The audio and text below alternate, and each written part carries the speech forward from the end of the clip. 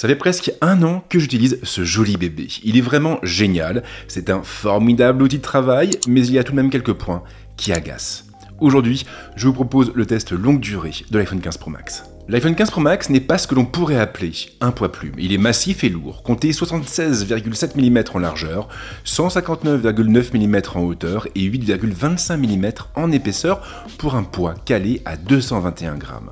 Il pèse donc son poids. Oui, mais il reste moins lourd que ses prédécesseurs. L'iPhone 15 Pro Max, par exemple, pesait 240 grammes. L'écart n'est pas très marqué, bien sûr, mais il a tout de même une incidence sur la préhension du téléphone. Et pour tout vous dire, l'iPhone 15 Pro Max m'a même réconcilié avec ce format. Et aujourd'hui, je ne me verrai plus revenir sur un modèle standard. Je n'ai pas changé d'avis sur son allure générale. Le titane est toujours aussi incroyable, encore plus avec les bordures mates. L'ensemble forme un tout cohérent et je prends toujours autant de plaisir à regarder mon iPhone. Il y a cependant un point qui m'a déçu. L'iPhone 15 Pro Max est fragile. Il l'est même beaucoup trop. Je fais toujours attention à mes affaires, très attention même, et encore plus lorsqu'elles m'ont coûté aussi cher. Pourtant, le verre protégeant l'écran est totalement recouvert de micro-rayures. Elle ne se voit pas lorsque l'écran est allumé, c'est vrai, mais elle n'en reste pas moins agaçante. D'autant plus que cette vitre est quand même traitée au Ceramic Shield, et qu'elle est du même coup censée résister aux clés, aux pièces et à tout ce qui est susceptible de se trouver dans un sac à main. L'écran en revanche est incroyable. Il est incroyable par sa taille, mais aussi et surtout par la qualité de sa dalle. Ici, Apple a donc opté pour un écran Super Retina XDR de 6,7 pouces. Derrière ce terme quelque peu obscur se cache en réalité une des meilleures dalles OLED du marché. Non contente d'afficher des contrastes presque infinis, elle peut monter à une luminosité maximale de 2000 nits en extérieur et elle prend en charge l'intégralité du DCI P3. L'iPhone 15 Pro Max est donc agréable à utiliser en toute occasion, même en plein soleil.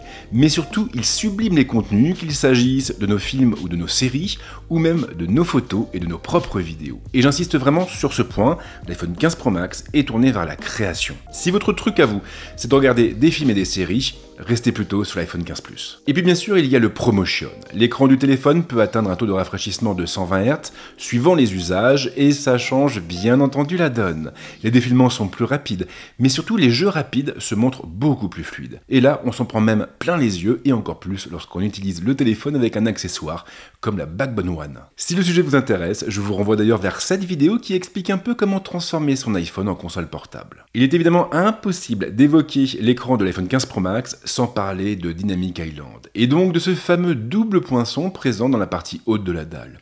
Il a beaucoup fait rire les détracteurs de la marque, mais il a depuis été repris par de nombreux autres constructeurs. Et si ces derniers ont fait ce choix, ce n'est évidemment pas pour rien. Dynamic Island est hyper pratique. Et j'ai même allé encore plus loin, pour moi, ce double poinçon change radicalement l'expérience utilisateur. Il la change parce qu'il apporte à l'iPhone un vrai mode multitâche. Grâce à lui, par exemple, vous pouvez répondre à vos mails tout en gardant un œil sur l'arrivée de votre Uber, ou même sur le score de votre équipe préférée. Et tout ça sans avoir besoin de sacrifier de l'espace en termes d'affichage. L'écran est incroyable donc, mais ce n'est pas le seul atout de l'iPhone 15 Pro Max. Il a en effet une autre carte à jouer, sa puce. Il embarque ainsi un A17 Pro en lieu et place de la puce A16 Bionic présente à bord des modèles standards. Une différence qui change absolument tout. L'A17 Pro est en effet un monstre de puissance, rien ne lui résiste, ni les applications, ni les jeux les plus gourmands, rien de rien. Elle est à l'aise partout, même sur les titres AAA, faisant appel à plein d'effets visuels comme le ray tracing, même sur les applications les plus gourmandes, même en shootant en rafale du ProRAW, même en filmant en ProRes Log. L'A17 Pro remplit donc parfaitement le cahier des charges d'Apple. Elle le remplit maintenant, mais elle le remplira également dans 1 an, dans 2 ans, dans 3 ans, dans 4 ans ou même dans 5 ans. Et pour moi, ça, c'est vraiment un critère important. Si vous achetez un smartphone 800 € mais que vous devez le changer tous les 2 ans, il vous reviendra bien plus cher qu'un smartphone acheté 1400 € qui va vous durer 4 ou 5 ans. L'autonomie est clairement une des raisons qui m'ont fait me diriger vers l'iPhone 15 Pro Max. J'avais besoin d'un téléphone endurant, d'un téléphone capable de m'accompagner dans mes déplacements, un téléphone sur lequel je pouvais compter en toutes circonstances sans pour autant avoir à me trimballer avec une batterie externe. Et je ne vais pas faire durer le suspense, il assure vraiment sur ce terrain. Tout va évidemment dépendre des usages. Quand je suis au bureau, je le sollicite moins. Il peut tenir entre 1 journée et demie et 2 jours. En déplacement, en revanche, la batterie fond beaucoup plus vite. Elle tient alors la journée. Cela étant, mon cas est un petit peu particulier. Je n'utilise pas mon iPhone uniquement comme un smartphone. Il me sert aussi de caméra quand j'ai envie, quand j'ai besoin de voyager léger.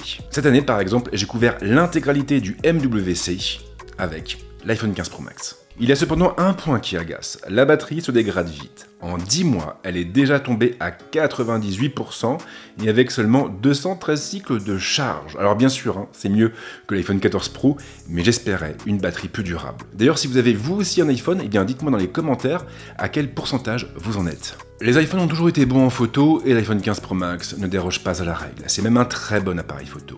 Les images sont piquées, la dynamique est géniale, les couleurs ne sont pas mauvaises et en plus de ça, le téléphone se montre très flexible avec pas moins de 4 focales natives différentes. Le 0,5 fois de l'ultra grand angle, le 1 fois du grand angle, le 2 fois obtenu à partir d'un crop effectué dans le capteur placé sous le grand angle et le 5 fois du téléobjectif. D'ailleurs, on retrouve aussi un mode portrait hyper efficace et on peut même shooter en ProRAW pour aller plus loin sur le développement des photos et obtenir des images uniques. Bref, il est vraiment génial dans cet usage, mais je préfère quand même le rendu des pixels, et plus précisément celui du Pixel 8 Pro. Et si vous voulez savoir pourquoi, vous pouvez aller consulter ce gros comparatif que j'ai sorti en début d'année. En revanche, il y a un domaine dans lequel l'iPhone 15 Pro Max est largement au-dessus de la mêlée. La vidéo.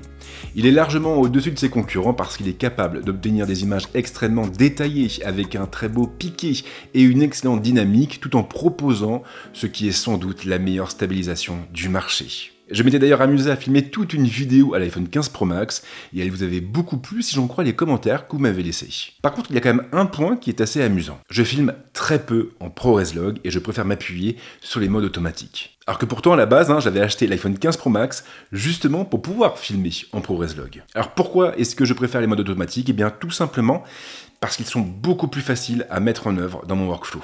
Et ça me permet du même coup de gagner en réactivité quand je suis en déplacement. Parler d'un iPhone sans évoquer sa plateforme serait bien entendu une erreur. Il s'agit effectivement d'un point différenciant. L'iPhone est ainsi le seul à proposer iOS. iOS donc est une très bonne plateforme. Elle est relativement stable et elle se montre agréable à l'usage, encore plus avec sa dernière version. Les nouveautés sont nombreuses et elles apportent un peu de flexibilité pour les icônes, les widgets ou encore le centre de contrôle. Et vous avez bien sûr une vidéo dédiée qui vous attend sur la chaîne. Les applications sont nombreuses avec pas mal d'exclusivités intéressantes. Je pense notamment aux outils de la marque, mais également à certains logiciels tiers comme Blackmagic Cam qui a été disponible sur iOS avant d'arriver sur Android au début de l'été. Donc oui, j'aime beaucoup iOS, mais en même temps je trouve que les nouveautés ne vont pas assez vite. Le meilleur exemple reste celui de l'IA. Quand vous utilisez pendant plusieurs semaines un téléphone de Samsung ou de Google et que vous revenez sur l'iPhone, il vous manque fatalement quelque chose.